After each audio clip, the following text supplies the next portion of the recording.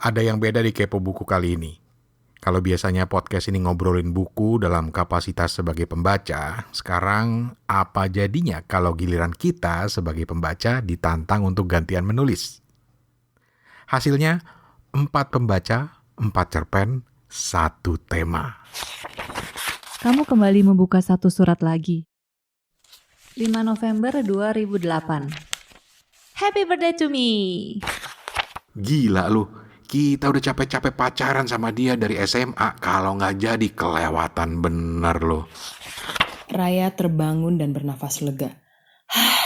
Cuma mimpi, gumamnya. Iyalah, aku mau lanjut mimpi. Ya, jelas lebih enak. Tidak seperti kenyataan.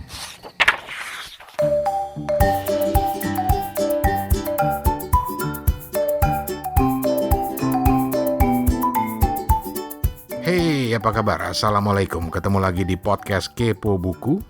Kali ini Toto dan Steven duduk manis dulu menyimak, sementara gue, Rane Hafid, mau kembali nekat menerima tantangan yang dikenal dengan pembaca menulis. Tantangan pembaca menulis ini pertama kali digagas oleh Raymond dan Patty dari Podluck Podcast. Podluck itu punya satu segmen khusus ngobrolin buku, kayak Kepo Buku, yang namanya Main Mata. Nah, ini dia nih biang tantangan ini. Jadi suatu hari mereka ngajakin gue untuk ayo dong sesekali jangan cuma ngomongin buku sebagai pembaca tapi juga nulis. Dalam hal ini menulis cerpen. Waduh, ini tantangan yang menarik nih. Dan tantangan ini jadi berlipat ganda karena bukan cuma nulis cerpen aja tapi juga tantangan untuk membacakannya. Tentu dalam bentuk audio karena nanti akan ditayangkan di podcast. Jadi intinya nulis cerpen 1000 kata, temanya udah ditentuin, terus dibacain di podcast. Tantangan pertama itu udah tayang di Podluck Podcast, di mana gue dan Patty masing-masing nulis satu cerpen dengan tema fear atau ketakutan. Nah, di pembaca menulis bagian kedua ini, giliran Kepo Buku yang jadi tuan rumah dan gantian nantangin Patty untuk nulis cerpen, kali ini dengan tema future atau masa depan. Dan bukan cuma Patty, kita juga nantang pendengar Kepo Buku dan juga pendengar Podluck Podcast untuk ikutan nulis. Dan sejauh ini ada 2 orang yang nerima tantangan ini, yaitu ada Astari dan Fajar Sidik. Jadi selamat mendengarkan keempat cerpen karya kami ini, semoga suka. Terus nanti di akhir sekali, salah satu dari kita bakal kita pilih untuk ngasih tema tantangan pembaca menulis yang ketiga.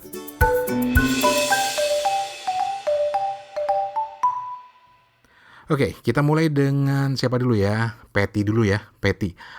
Patty ini judul cerpennya adalah Nanti Ketika Dulu. Halo teman-teman pendengar podcast Kepo Buku. Salam kenal, aku Patty dari Main Mata. Main Mata adalah segmen buku-bukuan dari Podluck Podcast. Jadi untuk tantangan pembaca menulis kedua ini, Mas Rane kan memilih tema future. Waktu awal tahu dia milih tema ini, yang di pikiran kita berdua itu kurang lebih sama. Jangan sampai kejebak di cerita yang terlalu futuristik. Kalau alasanku nggak mau bikin cerita futuristik sih sebenarnya sesimpel susah aja bikinnya. Dan pas lagi mikir-mikir ide, aku kepikiran premisnya itu letter to your future self, tapi dengan ada nuansa nostalgia juga. Terus pengembangan cerita selanjutnya sih jujur cukup terinspirasi dari film Korea yang judulnya Sunny, atau versi adaptasi Indonesianya yang judulnya Bebas.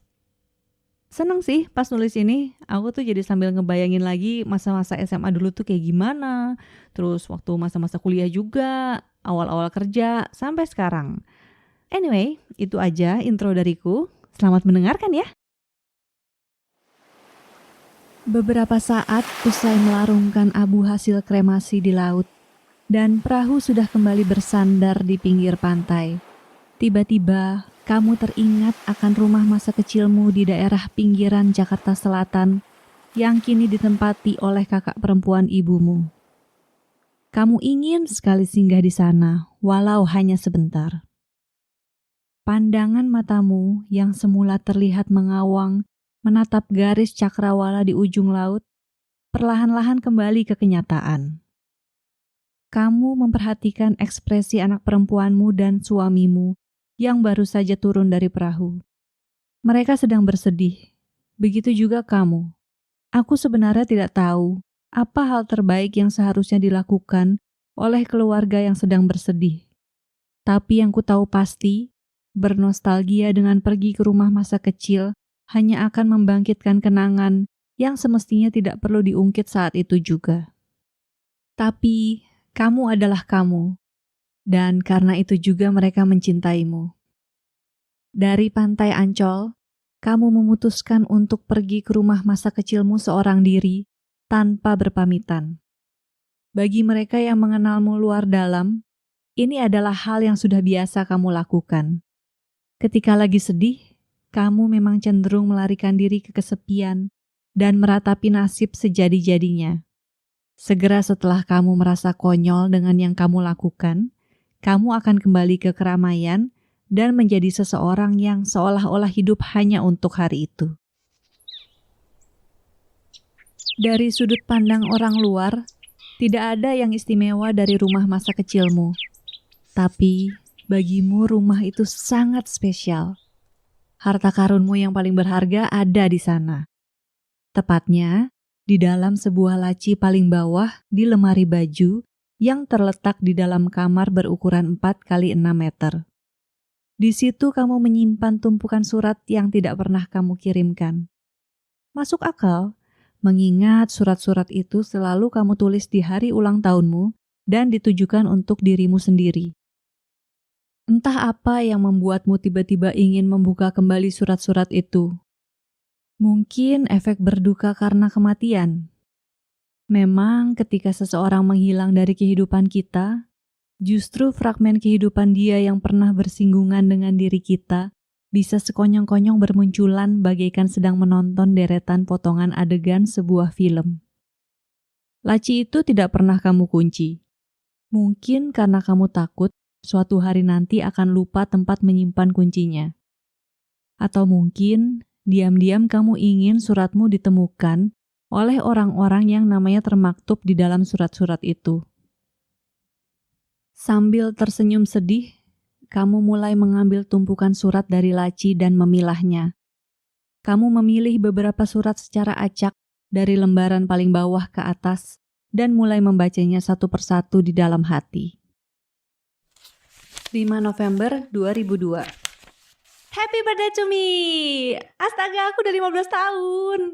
Aduh, jadi ini adalah tahun pertama aku di SMA, dan aku seneng banget soalnya bisa ngerayain ulang tahun bareng teman segeng yang seru banget. Walaupun tadi pas pulang ke rumah sih ini bentuknya udah kacau berantakan ya. Jadi tadi begitu selesai jam pelajaran terakhir, si Irma, Cindy, sama Lisa nyegat aku aja gitu gak boleh keluar dari kelas. Terus Lala tiba-tiba nongol dari luar kelas dan lari nyamperin aku sambil naburin tepung dan nyiram air. Rada kesel sih tadinya, abis aku kan pulangnya naik angkot. Males dong basa-basan gitu, takut supir angkotnya juga marah ntar. Ya tapi terus mereka bawain kue dan kita tiup lilin rame-rame di kelas. Ya lulu deh. Dan terus lagi, ternyata si Lala dijemput supir tadi. Jadi mereka semua anterin aku pulang naik mobil. Phew. Anyway, what am I wishing for this year? Ya yang pasti aku pengen bisa friends forever sama Irma, Cindy, Lisa, dan Lala. Kita bisa sekampus bareng, satu kerjaan bareng, pokoknya bareng terus. Kamu tertawa kecil dan merasa geli membaca tulisanmu di surat itu. Kamu jadi teringat, kalian berlima pernah menandai persahabatan kalian lewat boneka beruang Forever Friends. Dan setelah perayaan lulus SMA, kalian pernah karaokean selama 2 jam hanya untuk menyanyikan satu lagu berulang-ulang. Apalagi kalau bukan lagunya Vitamin C yang berjudul Graduation Friends Forever. Kamu kembali membuka satu surat lagi. 5 November 2008. Happy birthday to me! Well, tahun ini agak basi sih. Tahun ini tahun ketiga aku ulang tahun tanpa Irma, Cindy, Lisa, dan Lala. Gosh, I miss them a lot. Selalu sedih sih kalau ingat cuman aku sendiri yang kuliah di Jakarta. Sementara mereka semua kayaknya kok beruntung banget ya bisa kuliah di luar. Gak tahu deh kapan lagi ya bisa kumpul lagi komplit berlima. Masa aku harus ke Jerman buat nyamperin Irma, Cindy, sama Lisa? Duit dari mana coba? Mana kota tempat mereka tinggal juga beda-beda. Belum lagi Lala di Amerika. Ya Allah, lebih mahal lagi. Ya tapi untungnya thanks to internet tadi malam kita berlima sempat Skype-an bareng. Lala sampai bela-belain telat ke kampus demi bisa ngobrol full tim. Kangen banget. Apa ya harapanku tahun ini?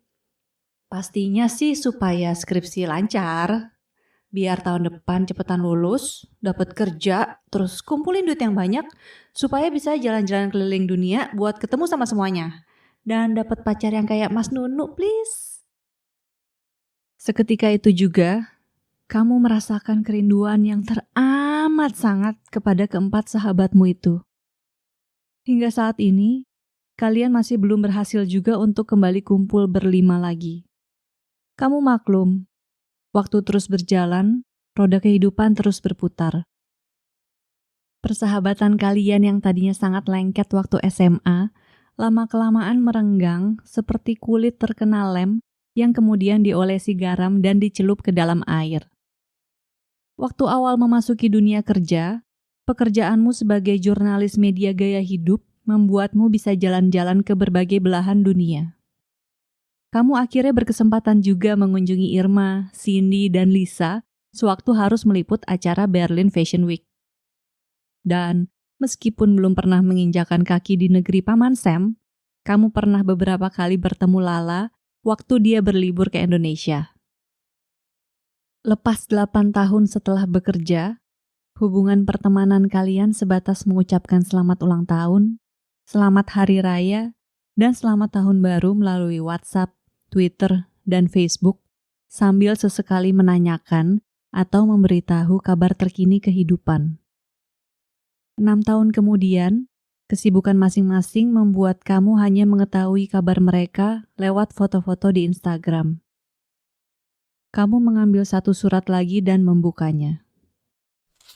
5 November 2018. Happy birthday to me!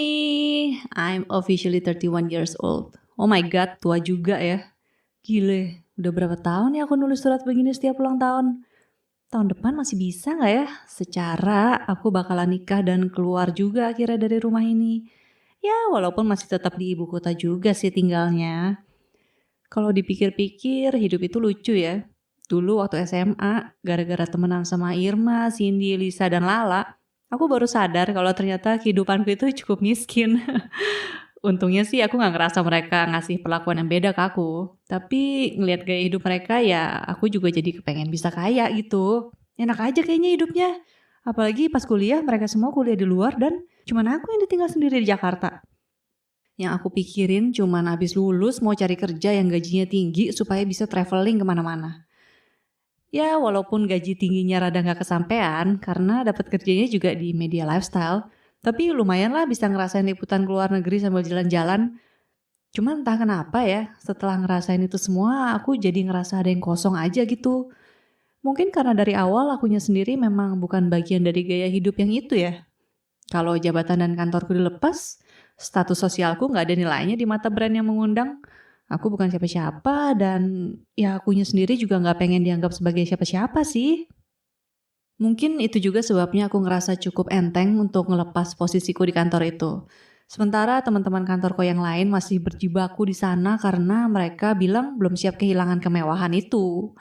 Aku malah merasa lebih penuh dengan pekerjaanku sekarang, walaupun malah kerjanya tuh liputan yang belusukan terus. Tapi entah kenapa ada perasaan yang gak tergantikan aja ketika bisa menulis hal-hal yang mewakili suara mereka yang membutuhkan.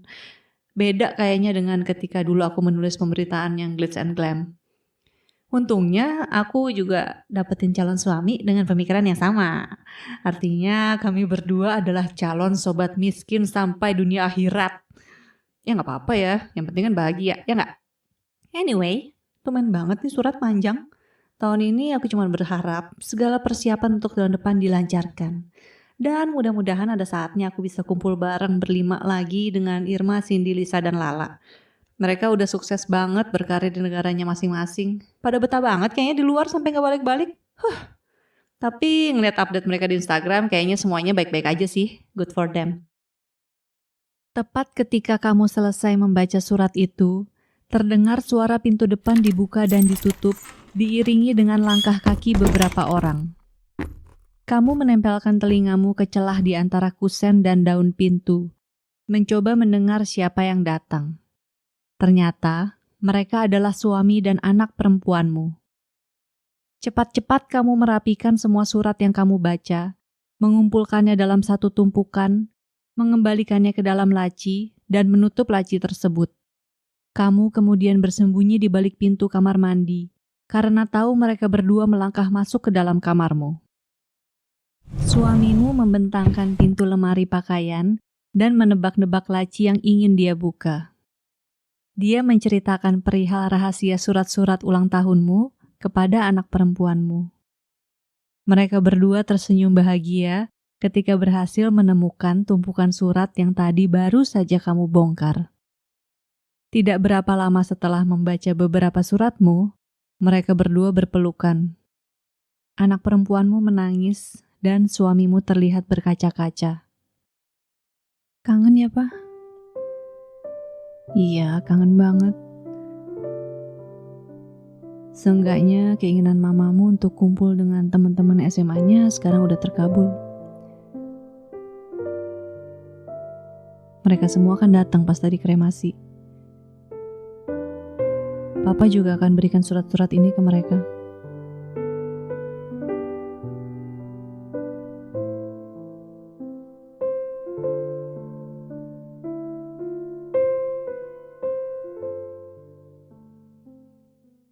Thank you Patty, itu tadi cerpennya Patty. Dan sekarang giliran gue. Jadi ternyata sudut pandang cerpennya Patty ini mirip sama gue, yaitu sama-sama ada hubungannya dengan surat. Ingat ya, tema kali ini adalah future atau masa depan. Gue sih terinspirasi nulis cerpen ini dari sebuah website yang alamatnya ada di futureme.org. Jadi satu, futureme.org. Ini website yang memungkinkan kita menulis surat, dalam hal ini email, ke diri sendiri di masa depan. Unik ya. Gue pertama kali tahu situs futureme.org ini di tahun 2009 dan jadi rajin nulis email ke diri sendiri sejak itu. Baru aja bulan lalu gue nerima email dari diri gue sendiri di tahun 2009, 10 tahun yang lalu. Dan gara-gara email itu ya muncullah ide untuk nulis cerpen kali ini, yaitu tentang orang yang mengirim email ke dirinya sendiri saat dia berusia 50 tahun. Judulnya New York, New York.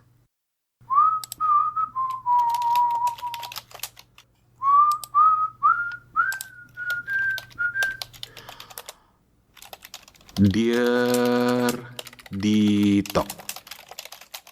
Woi, apa kabar lu? Gila bener. Kayak apa rasanya umur gocap? Badan masih oke?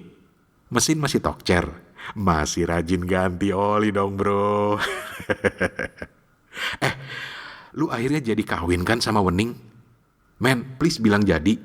Gila lu, kita udah capek-capek pacaran sama dia dari SMA. Kalau gak jadi kelewatan bener lo. Man, she is not just one in a million. She is one in a lifetime. One in a lifetime. Oke, sebelum lo bingung dan bertanya-tanya, ini kampret siapa lagi yang ngirim email ini? Ini gua men, ini elo dari masa lalu. Yoi, ini kita. Sumpah, ini bukan prank, bukan email hoax dari Nigeria.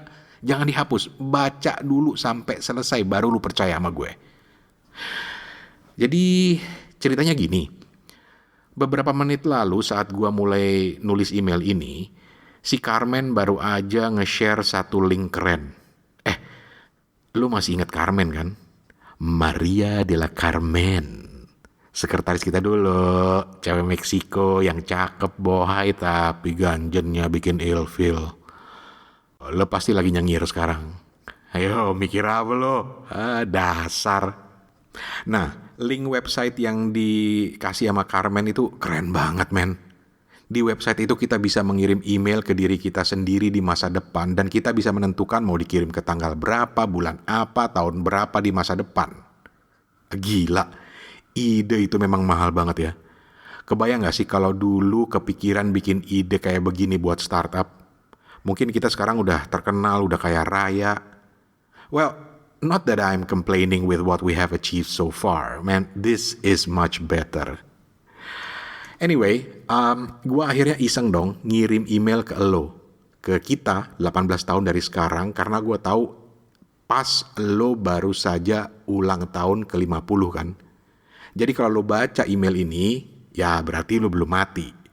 Happy birthday Dito, happy birthday. Aduh, gue asli penasaran kemana ya hidup membawa kita 18 tahun dari saat gue tulis ini. Sayangnya di website itu kita nggak bisa ngebales email ke masa lalu. Kebayang gak sih betapa kerennya kalau bisa? Soalnya jujur gue penasaran banget apa yang akan terjadi di hidup kita 18 tahun dari sekarang. Apa akhirnya lu pindah ke kantor kompetitor kita di seberang itu? Atau jangan-jangan lu udah jadi partner di firma yang saat gua tulis ini baru aja sebulan kita kerja di sini. Tapi gila men. Kayak mimpi aja rasanya. Barusan waktu berangkat ke sini, jalan kaki menyusuri Liberty Street sambil menghirup udara pagi New York yang mulai adem, tiba-tiba ingatan gua terbang ke masa lalu. Lu bayangin aja, baru 3 bulan lalu kita masih di Jakarta. Saat ini jam 8 pagi, jadi mungkin jam 8 pagi 3 bulan yang lalu kita masih terjebak macet di Pancoran. Lagi mandi keringat gara-gara Toyota Hardtop kita nggak ada AC-nya. Yang ada cuma kipas angin kayak di Metro Mini. Lo inget dong mobil kesayangan kita itu? Siapa yang beli ya? Sementara sekarang jam segini gue udah duduk manis di ruangan kantor kita di lantai 90 dengan pemandangan keren ke arah Hudson River. Lagi nunggu meeting dengan klien sambil menulis email ke diri sendiri 18 tahun dari sekarang. Gila, beneran serasa mimpi aja. Dit, inget gak? Ini semua gara-gara email yang kita terima sekitar 5 bulan lalu waktu lagi makan siang dengan Wening di Plaza Senayan. Email yang mengabarkan kalau kita diterima jadi lead architect di Atkins, Owens & Merrill, firma arsitektur idaman kita di New York. Padahal lamarannya itu udah dari setahun sebelumnya kan kita kirim. Lu masih simpan kan email itu? Sekarang sih masih ada di inbox gue. Coba deh lu cari lagi. Email bersejarah tuh jangan dihapus. Detik itu juga Dito, hidup kita berubah. Lu inget gak? Makan siang kita molor sampai sore gara-gara kita ribut sama Wening di food court. Soalnya kita kan berencana nikah tahun depan. Udah gitu kita juga baru dapat investor buat startup portal berita kita yang mau kita bikin bareng Wening kan. Lo inget kan? Wening sih maunya kita tetap di Jakarta, merintis startup impian kita daripada pindah ke New York. Sementara buat kita, email itu justru membuka pintu ke hamparan mimpi-mimpi lain yang lebih keren. Mimpi memulai hidup baru, mimpi keluar dari neraka macetnya Jakarta yang selalu bikin lu gebrak-gebrak setir jeep jelek kita itu. Padahal apa coba salah mobil itu kecuali dia udah tua, doyan mogok, minum bensinnya gila-gilaan lagi. Lu masih inget kan apa kata Wening waktu itu? Waktu kita ribut itu? Gue ingetin ya kalau lu lupa, maklum lu sekarang udah 50 tahun umurnya, udah gocap. Wening bilang gini, oh gitu. Ya udah. Berarti ini akhir dari mimpi bersama kita. Silakan aja jalanin mimpi lu sendiri. Jangan bawa-bawa gue. Anjrit. Merinding gue inget itu. Ingat bagaimana susahnya meyakinkan kalau dia adalah bagian penting dari mimpi kita. Kita hampir menyerah setelah Wening mutusin hubungan saat itu juga. Gila, drama banget. Dan masih ingat gak keputusan lebih gila lagi yang kita ambil saat itu juga? Keputusan yang lebih drama lagi. Gue ingetin lagi lo ya, kali lu lupa. Kita waktu itu sampai berlutut di depan Wening dan melamar dia sambil bercucuran air mata. Bodoh amat deh orang-orang di food court semua ngelihat ke arah kita. Dan Wening akhirnya ikut nangis sesenggukan. Entah apa yang ada di perasaan dia saat itu. Ya maklum lah dia kan anak tunggal, orang tuanya udah sepuh. Dito, pengorbanan Wening gede banget karena dia akhirnya menyanggupi. Saat gua tulis ini, besok gua akan ke Jakarta, ngajak dia nikah terus gua boyong ke sini. Ya gua gak tahu sih apa yang akan terjadi saat besok gua terbang ke Jakarta. Bisa aja Wening berubah pendirian lagi. Soalnya orang tuanya kan belum setuju. Gua baru akan tenang kalau akhirnya dia sudah di pesawat bareng gue dalam perjalanan ke New York sebagai istri. Anak lu berapa sekarang? Jadi kan punya anak cowok selusin seperti cita-cita kita dulu sama Wening? Gilanya, Wening yang malah semangat banget. Padahal dia yang harus hamil kan, men. Kita mah enak aja tinggal bikin. Dia itu kerja atau ngurus anak sekarang? Ya mudah-mudahan sih dia kerja ya. Kita udah cukup banyak mengambil mimpi-mimpi dia, men. Udah dulu ya. Barusan ada suara ledakan gede banget sampai kaca-kaca ruangan bergetar. Kata Carmen sih di tower 1 di seberang. Soalnya ada asap kelihatan dari situ. Kita disuruh turun. Males banget. Lantai 90 lagi. Paling cuma generator meledak. Mana udah jam 9 lagi. Bentar lagi ada meeting sama klien. Kalau meeting ini berhasil, lo pasti jadi saksi berdirinya Art Center di Fifth Street yang merupakan karya arsitektur Dito Subagio. Itu karya kita, arsitektur top. Ya udah. Carmen barusan masuk ruangan dan maksa gua turun. Ya udah, salam aja sama Wening ya. Kasih lihat email ini ke dia. Hey Wening, kalau lu baca email ini, gua cuma mau bilang gua sayang banget sama lo, lebih dari apapun. Semoga lu bahagia ya sama gua di masa lalu dan juga sama gua di masa depan. Ya meskipun di masa depan dia umurnya udah 50 tahun ya. Ya udah. Bye. World Trade Center New York 11 September 2001. Dari Dito di 18 tahun yang lalu.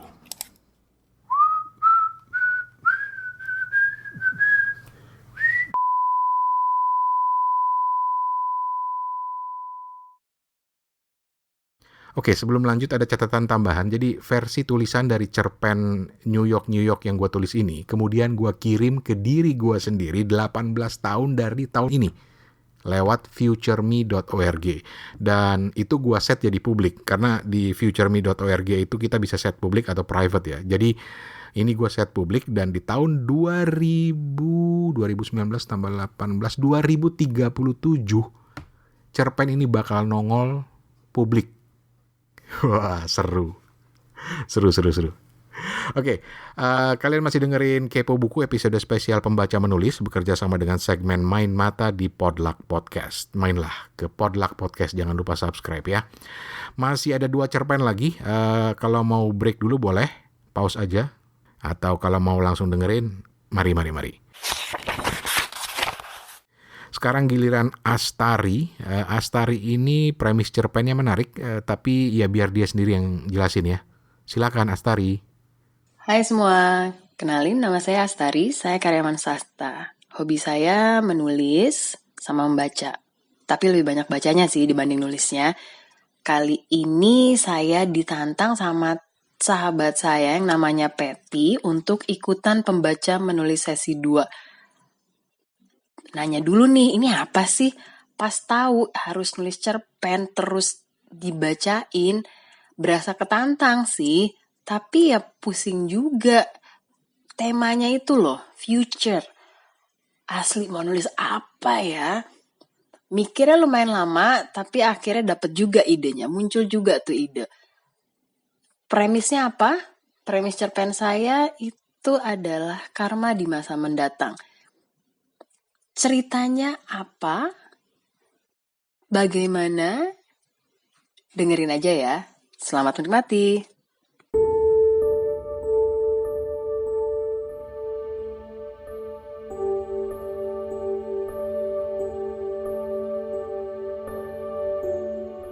Kenapa sih Maesa nyebelin banget malam ini?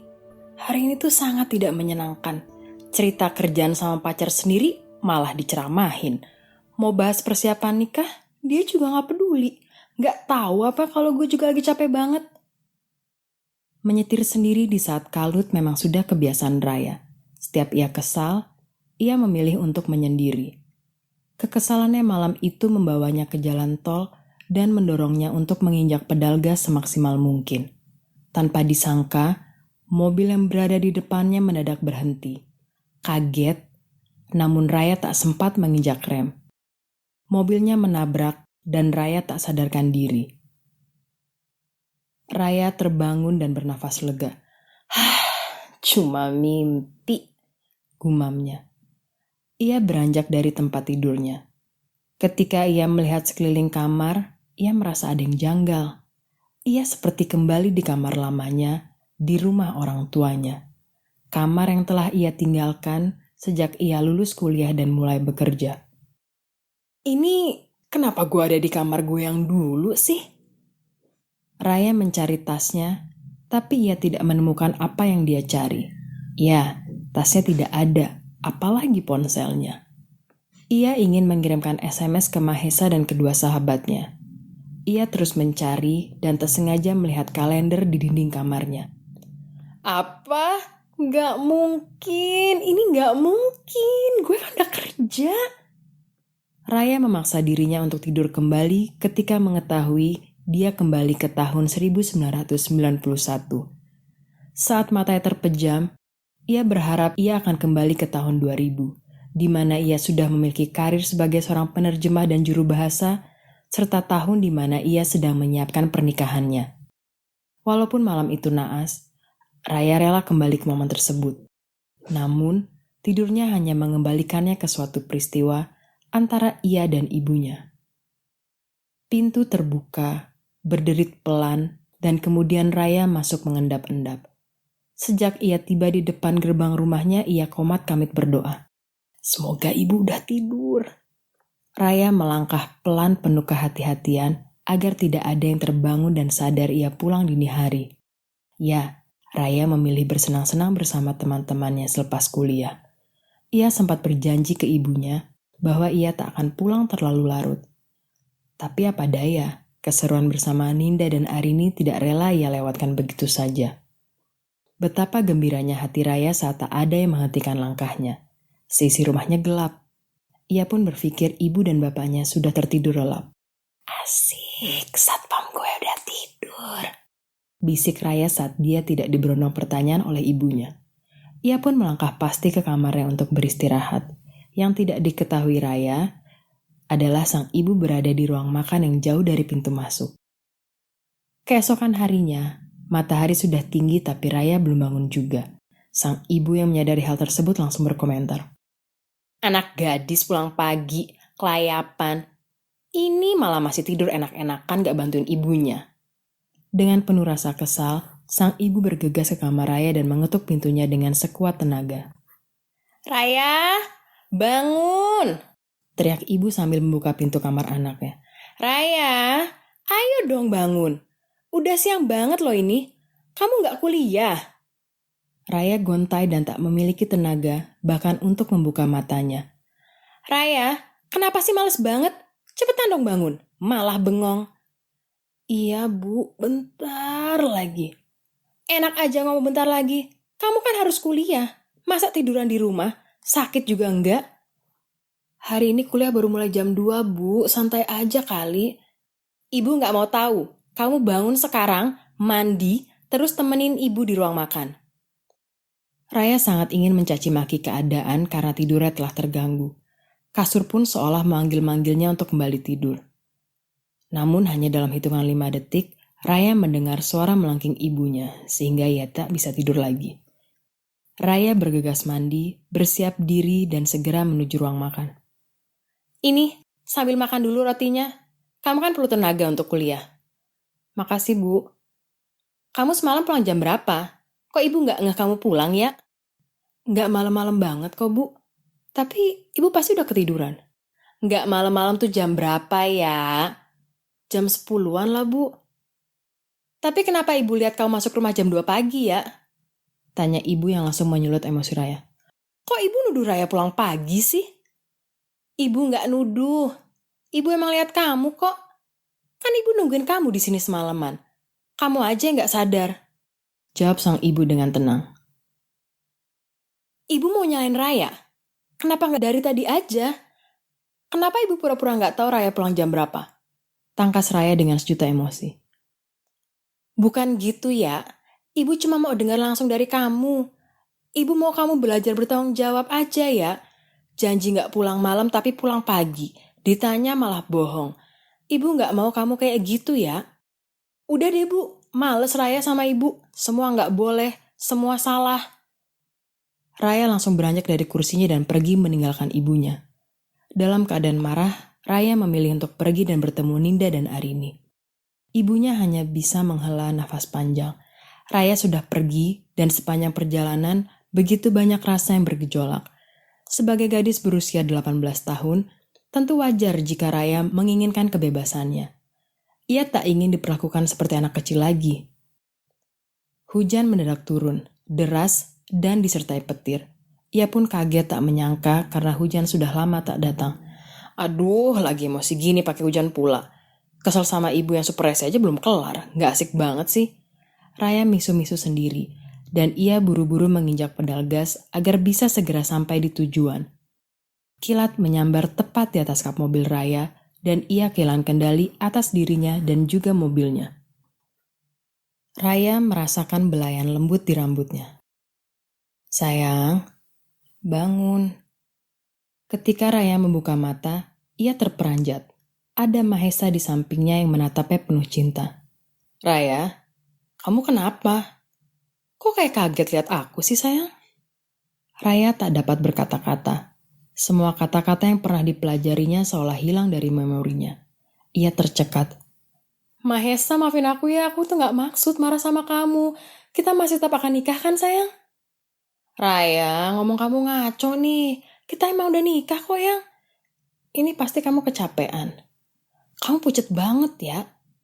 Hari ini kamu gak usah kerja dulu ya. Udah 2 hari pulang malam terus. Istirahat. Pria itu pun berlalu.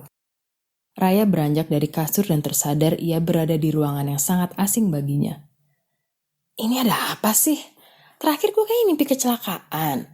Terus gue ngimpi balik ke zaman kuliah plus berantem sama ibu. Raya menuju cermin dan terkejut melihat perubahan dirinya. Bayangan dalam cermin bukanlah Raya si wanita karir berusia 27 tahun atau si gadis 18 tahun yang berkuliah. Tapi ini adalah cerminan Raya dewasa. Ia memilih untuk menjelajahi kamar dan ia menemukan foto-foto pernikahannya dengan Mahesa. Semakin jauh penjelajahannya, Raya menemukan bahwa foto-foto tersebut menunjukkan tahun pernikahannya. 2000. Apa? Gue cuma ingat terakhir di tahun 2000. Raya semakin kalut dan semakin mencari tahu. Ia menemukan foto seorang bayi perempuan mungil yang ditimangnya. Bayi itu bernama Lavanya. Raya semakin tak percaya dan segera meraih tas yang ia rasa adalah miliknya. Ia merogoh isi tas dan menemukan ponsel. Ketika layar menyala, Raya limbung karena hari itu ia berada di tahun 2019. Ia bingung dengan bentuk ponselnya. Ia hanya ingat cara menggunakan ponsel bermerek Nokia. Ponselnya kini memiliki logo buah apel tergigit di baliknya. Gusar karena ia tak bisa segera menggunakan ponsel tersebut, Raya mencari Mahesa. Sayang, ini cara pakainya gimana sih? Tanya Raya polos sambil menyodorkan ponselnya ke sang suami. Raya, kamu bener-bener linglung ya pagi ini. Jadi gini loh caranya. Raya diajari secara perlahan dan dengan penuh kesabaran. Gimana? Udah bisa lagi kan pakai HP-nya? Goda Mahesa yang membuat Raya malu dan mengangguk. Mahesa pun kembali meninggalkan Raya sendiri. Jari-jarinya segera mencari kontak sahabatnya, Ninda. Ninda, ucapnya parau. Ya, tumben amat pagi-pagi telepon gue, gurau Ninda. Ini seriusan udah tahun 2019 ya? Tanya Raya polos dan hanya tawarnya yang ia dengar sebagai jawaban. Ninda, gue beneran nanya ini. Astaga ya, lo tuh abis kena apa sih sampai tahun aja lupa? Iya, ini udah 2019. Terus, lo sekarang udah berkeluarga juga? Ih, aneh banget sih nih anak. Iya Raya, gue udah nikah, punya 2 anak. Lo tuh juga udah punya anak gadis, Lavanya. Kalau hari ini, dia apa kabar? Dia juga baik-baik aja ya. Udah berkeluarga juga kalau itu yang lo mau tahu. Tapi beneran deh nih, lo kenapa sih? Lupa ingatan? Mungkin efek kecapean aja sih gue. Makanya dengerin saran laki lo, istirahat. Oke, thanks ya Nin. Setelah percakapan singkat itu, Raya teringat akan ibunya, tetapi lamunannya tersadarkan oleh suara Mahesa. Raya, aku berangkat kantor ya. Anya udah jalan ke kampus tadi. Dia mau pamit, tapi aku bilang kamu masih perlu istirahat. Raya mengangguk dan mematung ketika keningnya dikecup. Ia pun mulai mencari berbagai informasi. Walau keinginan untuk kembali ke tahun 2000 berkecamuk, ia lega ketika mengetahui kedua orang tuanya masih dalam kondisi sehat. Ia berpikir ia masih memiliki kesempatan untuk bertemu dan meminta maaf, terutama kepada ibunya. Gue akan baik-baik aja, dan gue akan menjalani hidup gue yang baru. Ucapnya meyakinkan diri sendiri. Sesuai janji pagi itu, Raya kembali berperan sebagai seorang pekerja, sahabat, anak, istri, dan tentunya seorang ibu. Orang-orang terdekatnya tidak pernah mengetahui apa yang ia alami dan rasakan. Hari-hari dijalankan dengan normal. Namun, tak jarang ia berpikir apa saja yang sudah terjadi sejak tahun 2000 hingga tahun 2019. Ia merasa hampa, karena ia tahu banyak rasa yang dilewatkannya. Kini, Raya memiliki rutinitas baru bersama keluarga kecilnya. Lavanya, putri tunggalnya yang berumur 18 tahun adalah gadis cantik dan berprestasi. Ia bangga dan tak menyangka ia bisa membesarkan seorang putri. Ma, nanti pulang kuliah aku mau pergi sama Abi ya. Mau kemana, Nyak? Ya kafe paling. Terus pulang jam berapa? Janji gak malam-malam kok, Ma. Besok ada kuliah gak? Ada, tapi siang, Ma. Ya udah, boleh, tapi janji gak malam-malam ya. Raya terkesiap ketika sang putri memeluk dan mencium pipinya sebagai tanda terima kasih. Hari itu, Raya ditinggal berdua dengan sang putri karena suaminya harus melakukan perjalanan bisnis keluar kota. Ia tak merasa khawatir terhadap anak dan suaminya, apalagi selama ia bekerja. Raya sengaja bekerja lebih lama agar tidak merasa kesepian di rumah jika Lavanya belum pulang. Ia pun tiba di rumah pukul 9 malam dan belum ada tanda-tanda keberadaan putrinya.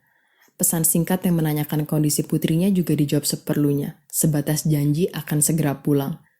Jam 10 malam dan putrinya belum juga pulang. Segala perasaan berkecamuk. Ia khawatir.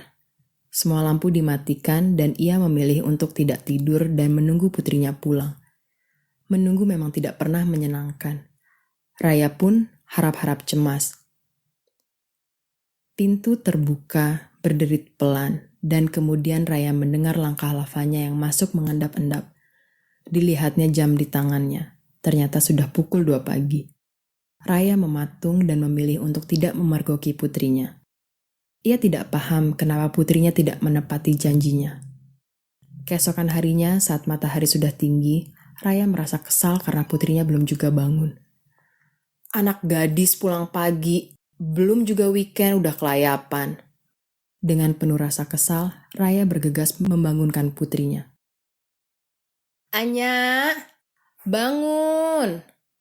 Teriaknya sambil membuka pintu kamar Lavanya. Anya, ayo dong bangun. Udah siang banget loh ini. Kamu gak kuliah?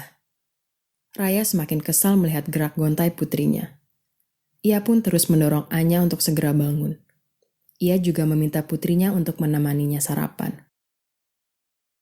Ini Mama buatin nasi goreng kesukaan kamu. Kamu kan perlu tenaga untuk kuliah. Makasih Mama.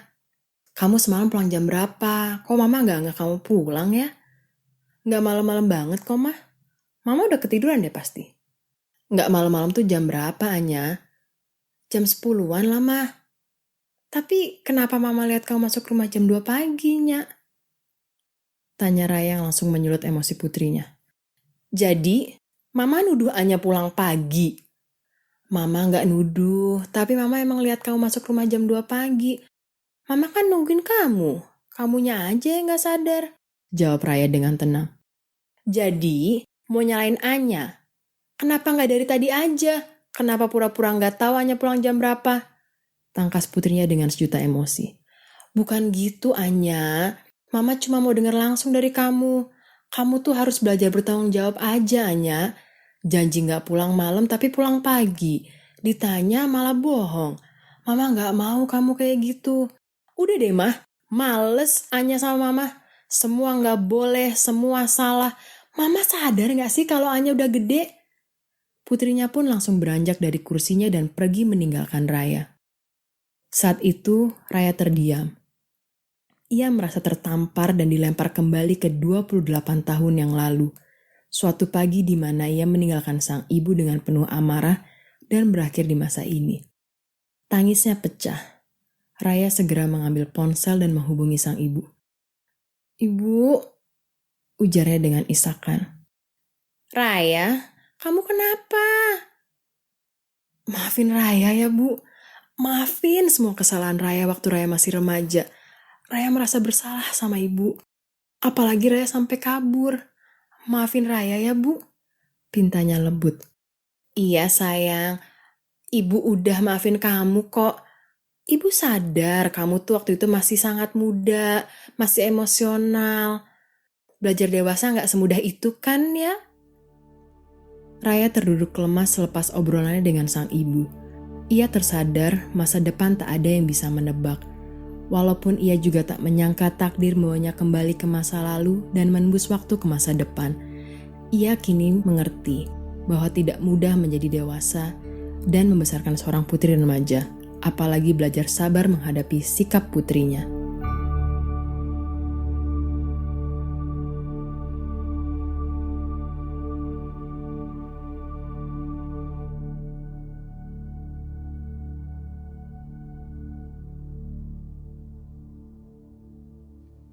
Thank you Astari. Wah, seru. Ternyata tema future itu bisa dikulik jadi macam-macam ya angle-nya ya. Oke, dan sekarang sampailah kita di cerpen terakhir, ada Fajar Siddiq. Nah, pendekatan yang dipakai oleh Fajar ini menarik. Ada sound effect-nya, ada suara latarnya, terus juga cara menyuarakan tokoh-tokoh di cerpennya ini juga menarik. Jadi ngingetin gua sama drama-drama radio gitu. Fajar, over to you bro. Halo pendengar podcast Kepo Buku dan juga pendengar segmen Main Mata di Potluck Podcast. Perkenalkan, saya Fajar Siddiq dari 30 Degree Siniar. Buat kamu yang mau dengerin Siniar atau podcast saya, cari aja di Spotify atau Anchor.fm 30 Degree Siniar atau di Instagram @30degreemedia @30degreemedia. Kali ini saya mau coba ikutan dalam proyeknya segmen Main Mata dari Potluck Podcast yang kolaborasi juga dengan Mas Rani dari Suarane Podcast dan Podcast Kepo Buku, yaitu proyek pembaca menulis yang temanya adalah future atau masa depan. Pertama mendengarkan konsep dalam proyek pembaca menulis ini saya sangat terkesan. Idenya cukup segar dan saya rasa cukup menyenangkan bisa belajar menarasikan cerpen. Karena saya belum pernah sama sekali melakukannya. Kadang saya menulis cerpen kalau lagi pengen, tapi biasanya cuma bisa bayangin rangkaian cerita, adegan, dialog, bahkan saya belum pernah terpikir bagaimana saya menarasikan cerita yang saya tulis. Ini pengalaman pertama saya. Cerpen yang saya ikut sertakan ini berjudul ialah Kesempurnaan. Ceritanya tentang seorang anak gadis bernama Upi yang akan melangsungkan pernikahan. Ada 3 tokoh utama dalam cerita ini. Pertama, ada Upi yang merupakan anak gadis sematawayang dari keluarga sederhana.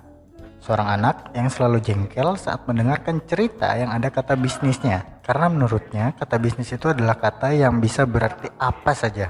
Tak pernah ia dapat kejelasan tentang apa maksud dari kata bisnis. Lalu yang kedua ada tokoh Ama atau ibunya Upi yang berkarakter lemah lembut dan juga penyabar. Yang ketiga ada Apa atau ayahnya Upi yang merupakan juara 1 dalam kompetisi adu keras kepala. Serta Apa ini memiliki gengsi yang sangat tinggi. Apa ini dulunya adalah anak dari pasangan buruh kopi.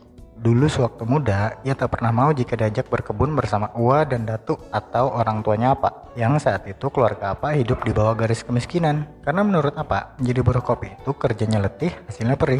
Sehingga Ua dan Datu seringnya diupah sangat murah dari bekerja sebagai buruh kopi.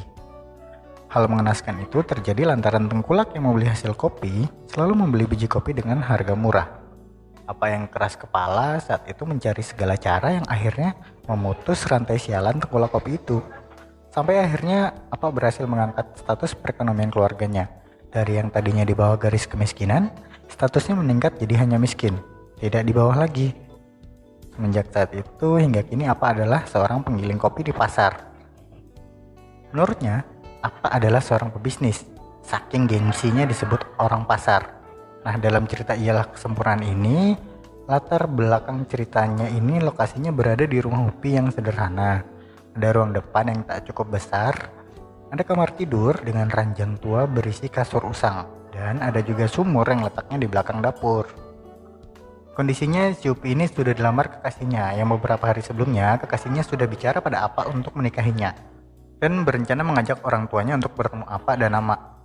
Namun tak disangka ada juga Dodi, teman sekolah Upi yang juga tetangganya, bergegas menemui Apa dan bersikeras ingin menikahi Upi setelah tahu Upi ini dilamar oleh kekasihnya. Betapa gundahnya hati Upi setelah tahu Dodi juga melamarnya. Padahal Upi tak suka dengan Dodi. Cerita ini dimulai dari malam hari, sementara keesokan harinya akan dilangsungkan pertemuan keluarga. Upi ingin bicara banyak hal dengan Apa perihal pernikahannya. Nah, bagaimana kelanjutan ceritanya? Simak narasi cerpen Ialak sempurnaan berikut ini. Saya Fajar Sidik, selamat mendengarkan. Sudah, Pi. Kalau kamu tak tahan kantuk, mending sana tunggu Apa di kasur. Ama membujukku yang menunggu Apa pulang di ruang depan sambil bersender menopang pipi. Di sofa tapi kayu yang sering jadi bahan cerita menjengkelkan favorit Apa. Apa sering bercerita tentang perabot berusia lebih tua dariku di rumah. Ya iyalah aku jengkel. Lagi pula, siapa yang sudi seusia dengan pepohonan yang bernasib akhir jadi furnitur. Tapi katanya Apa janji pulang cepat hari ini, Mak. Aku berkeras menolak rayuan Ama. Ya, siapa tahu Apa sedang banyak gilingan. Ada pesanan atau ada bisnis lagi mungkin. Tukas Ama yang tahu betul cara menanganiku.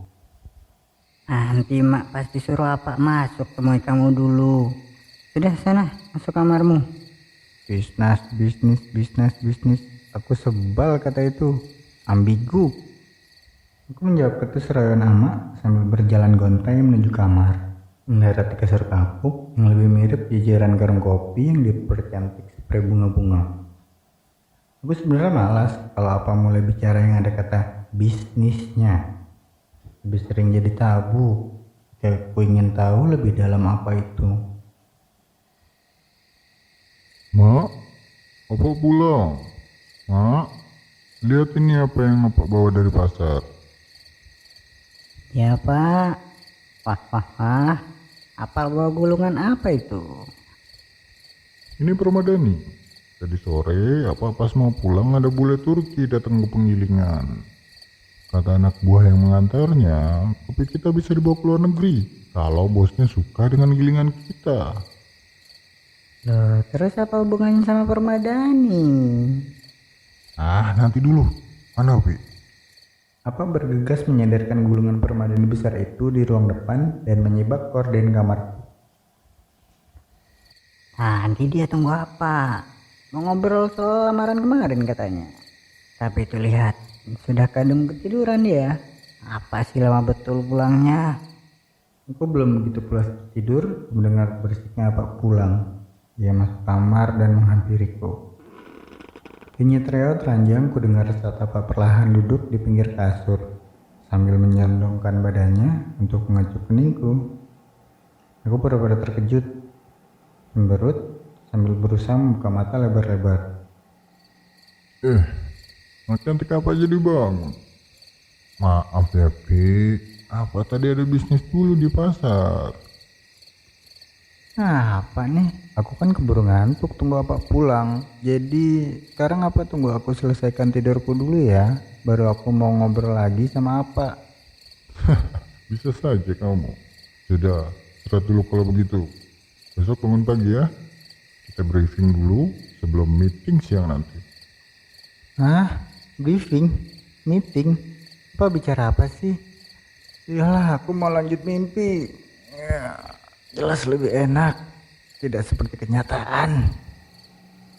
Apapun tertawa sambil beranjak disul dinyitan lagi saking reutnya ranjang tempat tidurku. Aku pun melanjutkan tidur yang rasanya baru memejamkan mata, tapi pagi sudah datang saja. Pi, sayang, bangun nak. Udah fajar itu. Ayo bantu Mak dulu sini supaya lekas tampung. Barulah kamu nanti bersolek sedikit. Anda mau memanggil adalah harapan ajaib yang selalu bisa menyadarkanku nyenyak apapun aku tidur. Ya Ma, aku bangun. Cuci muka dulu sana. Mandinya nanti selepas bantu Ama. Loh, Ama belum tidur. Bagaimana mau tidur? Apa mau pulang dari pasar malah cerita panjang lebar? Oh iya, Mana Pak? Sudah ke pasar lagi? Ya, Pak ke pasar sebentar. Ada bisnis. Ketemu juragan Turki yang mau memborong hasil gilingan kopi. Wah, sudah jadi saudagar mancanegara rupanya Pak. Terus kamu nih, mari malam apa mampir ke rumah juragan Turki itu? Lihat permadani cantik di depan. Apa boleh dapat hadiah dari dia? Kok Pak bisa diberi hadiah? Seperti cerita diceritain saja, Mak. Permadani itu sebenarnya bukan benar-benar hadiah. Ceritanya panjang. Pokoknya apa, mau betul permadani yang apa lihat di rumah juragan itu. Lumayan kata Pak. Bisa mengangkat harkat dan derajat ruang depan kita saat lamaran nanti. Kau tahulah Pakmu. Aku berangsur duduk dekat Ama. Setelah beres meraup mukaku dengan sejuknya air campur embun dari sumur lumutan di belakang dapur rumahku. Satu persatu adonan kue yang sudah dibungkus daun pisang kususun di panci kukus yang terlihat bak adegan dramatis film barat di ruang remang dengan asap mengepul. Padahal hanya sedang memasuki dapur. Apa nggak bicara soal lamaran kemarin sama Ama semalam? Senyum Ama menyeringai di balik tatapan agak kosong sambil tetap membungkus adonan kue. Kamu kan tahu kondisinya P. Selang 2 hari setelah kasihmu bertemu apa, si Dodi teman sekolahmu dulu juga bersikeras ingin meminangmu. Ia pun janji akan ajak orang tuanya bertemu kita siang nanti. Loh, gue malah tidak tahu kalau Dodi juga minta pertemuan keluarga. Karena aku sudah kasih kode ke apa kalau aku tak mau menikah dengannya. Bukan apa-apa, Mak. Aku tahu betul bagaimana perangainya sedari sekolah dulu. Playboy cap kapak. Tapi sayang, Ama mengerti apa yang kamu rasakan. Ama juga tahu betul apamu itu selalu lakukan yang terbaik juga untuk keluarga kita. Ya, walaupun seringnya kita bingung dengan cara apa. Nah terus, jika nanti kedua keluarga itu bertemu di sini, apakah apa mau nyabung jago pacarku dengan Dodi? Mak, apa pulang? Mana Opi? Sudah bangun belum dia? Berisiknya apa yang kembali dari pasar datang bersama semburat matahari yang mulai memasuki teras rumah. Aku kira apa lanjut berdagang ke Turki. Wah, gadis cantik yang masih bau iler kok sudah ada di dapur. Enak aja, aku sudah cuci muka. Apa mana semalam? Janjinya mau cepat pulang. Apa ada bisnis internasional? Jadi terpaksa pulang larut. Ngomong-ngomong, kamu suka kan permadani asli Turki di depan? Sembari mengganti pakaian yang dikenakan dari pasar dengan singlet dan sarung, apa menjawab pertanyaanku kemudian meletakkan kotak kecil yang dibungkus kain lapuk layaknya Azimat Majapahit. Iya Pak, bagus permadaninya. Nanti kekasihku akan diadu dengan Dodi ya di karpet itu. Gimana sih apa ini? Aku kan sudah beritahu kemarin kalau aku tak suka dengan Dodi. Upi anak semata wayang apa? Kamu tahu tidak? Kalau dulu apa datang menemui orang tua makmu bukan dengan gelimang uang. Apa adalah orang yang konsisten. Apalagi jika sudah berjanji. Lihatlah kita gini. Masih miskin. Seperti sedia kala saat apa menikahi makmu. Apa tidak menjanjikan Ama dengan harta kerajaan. Tapi dijamin bisa kaya akan kebahagiaan. Terus mengapa apa menerima permintaan Dodi untuk pertemuan keluarga hari ini juga? Kan siang nanti kekasihku sudah bilang mau membawa keluarganya untuk melamarku secara resmi.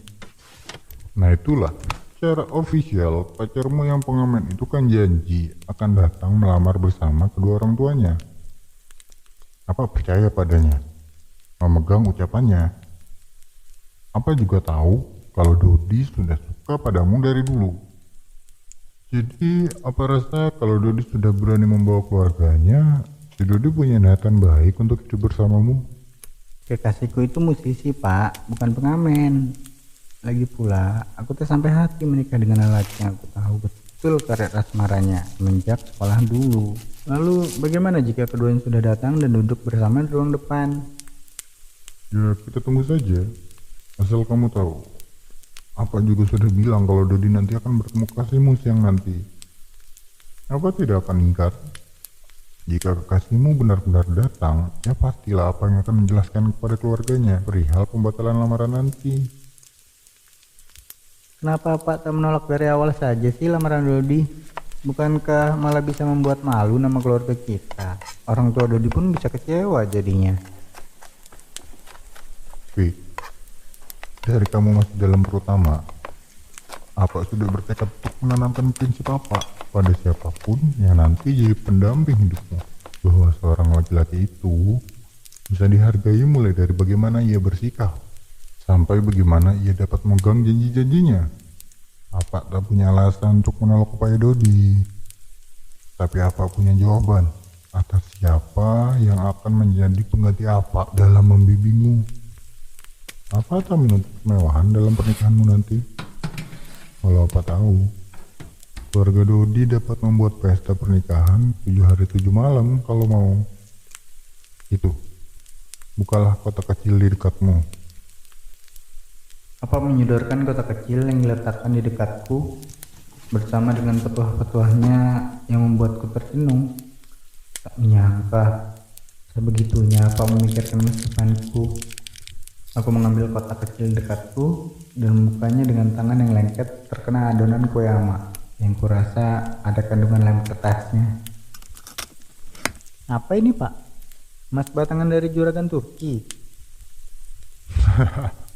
Logam mulia itu sebenarnya sudah lama ada bersamamu. Apa tadi ambil dari kamarmu? Dulu apa membelinya setelah menikahi amakmu.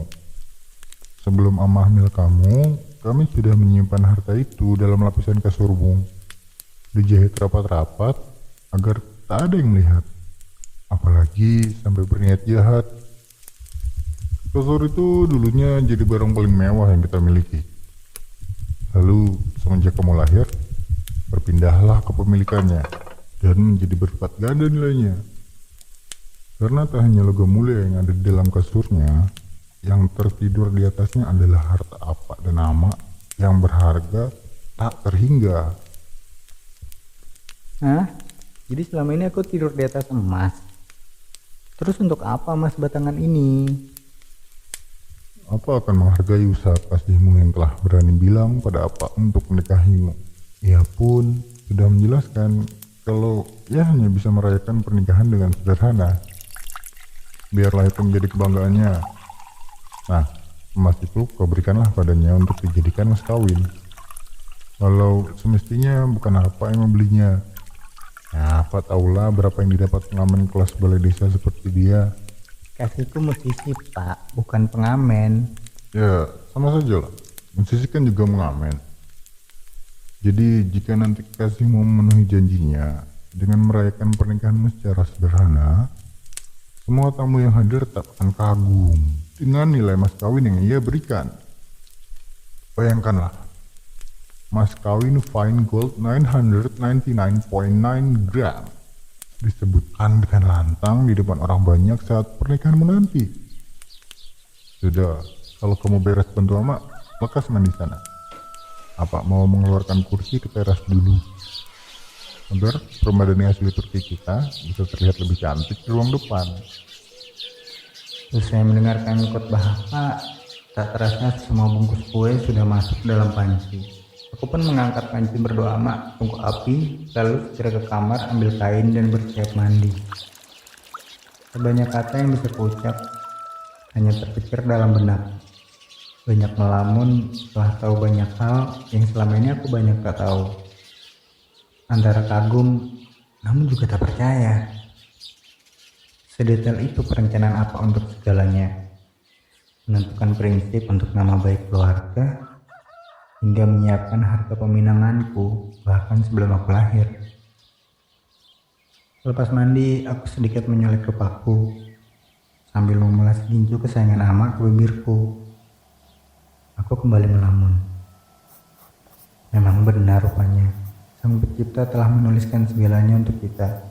Dalam kehidupanku, masa depan itu dituliskan dengan kepala apa sebagai mata penanya?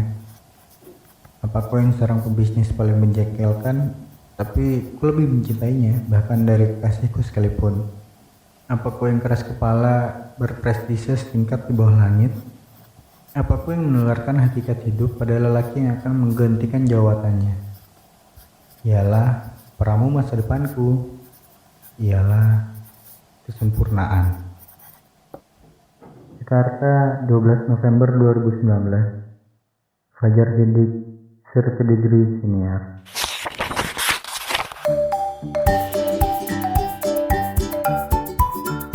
Mantap, seru. Nah, selanjutnya gue sama Patty kemudian sepakat untuk meminta Astari menentukan tema untuk tantangan pembaca menulis yang ketiga yang nanti akan balik tayang di Podluck Podcast sekitar 3 minggu lah ya dari sekarang ini. Apa temanya? Astari langsung yang jelasin. Halo teman-teman, saya Astari. Saya mau mengajak semua untuk ikutan tantangan pembaca menulis yang ketiga. Temanya kali ini adalah dendam. Yuk, tulis dan bacain cerpen bikinan kamu untuk nanti dirilis di segmen buku Main Mata dari Podluck Podcast. Panjangnya kurang lebih 1000 kata, temanya dendam, dan jangan lupa sertakan sedikit intro tentang kamu dan cerpennya di bagian awal rekaman. Kalau sudah selesai, hasilnya kirim ke halomainmata@gmail.com. Ditunggu 3 minggu dari sekarang ya. Sampai jumpa. Terima kasih Astari, terima kasih Fajar Siddiq, dan pastinya terima kasih banyak Patty dan juga Raymond dari Podluck Podcast untuk kesempatannya. Jadi semangat pengen nulis cerpen lagi. Dan tentu saja kami juga menantang teman-teman semuanya untuk juga nulis cerpen, dibacain, dan dikirim ke halomainmata@gmail.com. Nanti akan tayang di Podluck Podcast. Untuk saat ini makasih banyak. Ketemu lagi di episode Kepo Buku berikutnya yang akan kembali jadi pembaca. Gue jadi mikir ya, gimana kalau host Kepo Buku yang lain gantian kita tantang untuk nulis cerpen juga dengan tema yang tadi ditentuin oleh Astari, yaitu dendam. Kalau kalian setuju Toto dan Steven untuk nulis cerpen juga, DM aja ya ke Kepo Buku. Masa sih mereka nolak kalau banyak yang minta? Pokoknya DM aja, tulis, gua mau Toto dan Steven ikut nulis cerpen di tantangan pembaca menulis. Rasain lo toh.